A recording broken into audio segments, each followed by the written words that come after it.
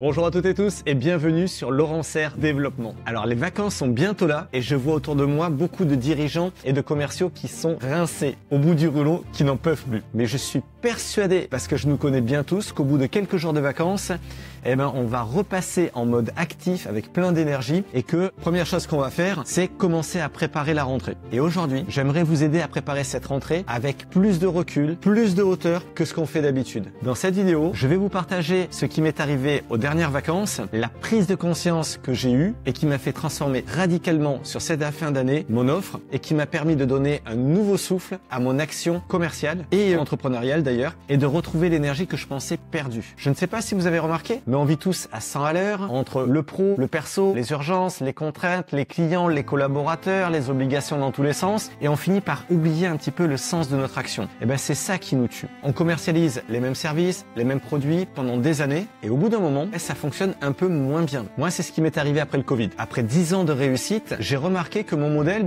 il s'essoufflait un petit peu. Mais au début, je l'ai pas caractérisé comme ça. C'est juste que c'était plus difficile de vendre, c'était plus difficile de satisfaire les clients. Et si vous êtes dans cette situation, ou si vous sentez que ça commence à venir, dans le reste de la vidéo, je vous expliquer comment j'ai fait pour passer ce cap avec un succès assez incroyable, je trouve. Et vous verrez comment mettre étape par étape, pas à pas, ce nouveau framework en place. Allez, on est parti, on y va.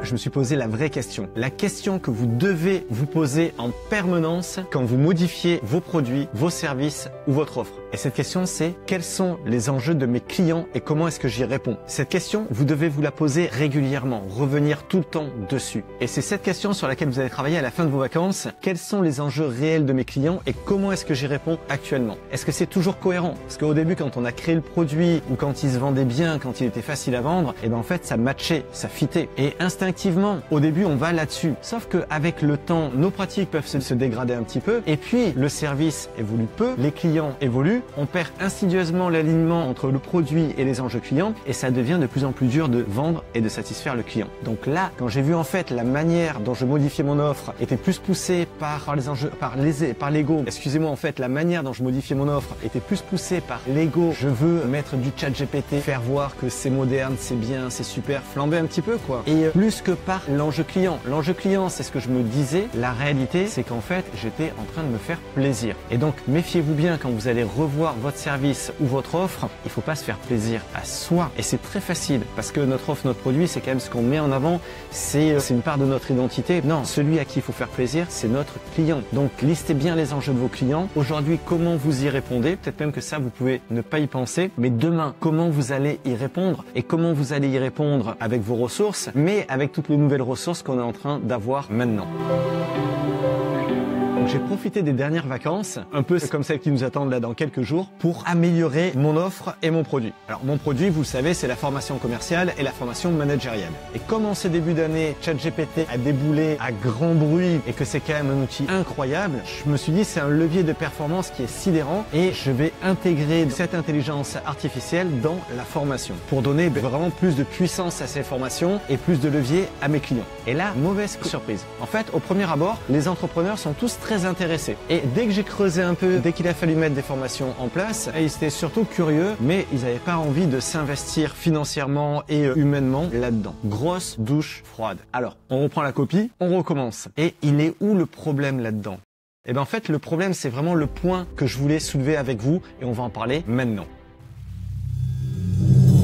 Alors une fois que cette réalité m'est venue à l'esprit, j'ai regardé les faiblesses de mes clients. D'ailleurs c'était assez marrant parce que les faiblesses de mes clients c'était aussi mes faiblesses puisqu'on fait quand même des métiers très très proches. Et en fait c'est quoi? On est toujours en train de courir, d'essayer de prendre le plus de volume d'activité possible. Et on fait cette activité de moins en moins bien forcément. Donc là j'ai centré mes accompagnements sur la qualité que les managers pouvaient avoir dans l'expression de leur mission, de leur vision, dans le fait de délivrer ça en plan d'action, que les plans d'action soient détaillés, qu'ils soient structurés, qu'ils soient apportés de la meilleure manière, dans les meilleures conditions à leurs collaborateurs, qu'on mesure les retours du terrain pour pouvoir vraiment amender les plans d'action et d'avoir une réalité du terrain. Donc ça, c'est c'est extrêmement puissant dans l'accompagnement en management. Avoir de la hauteur et en même temps être au ras du sol. Pour les commerciaux, c'est pareil. Je me suis appliqué à construire des plans de vente qui soient hyper affûtés en fonction de leur secteur d'activité, de leur entreprise et surtout de leur personnalité. Le commerce, c'est de l'humain, donc il faut respecter la personnalité des gens. Et puis de leur apporter aussi des arguments, des réponses aux objections, des systèmes de closing et du suivi, du gros suivi sur le débrief des entretiens réels, sur des échanges, sur leur situation. Et tout ça, mais en fait, normalement, c'est pas possible. Personne propose ça. Pourquoi? Parce que avant, c'était impossible. En termes de production, faire ce genre de production, faire ce genre de suivi, c'était impossible. Sauf que l'intelligence artificielle est arrivée et ChatGPT m'aide énormément dans la construction, la formulation, la production, même l'analyse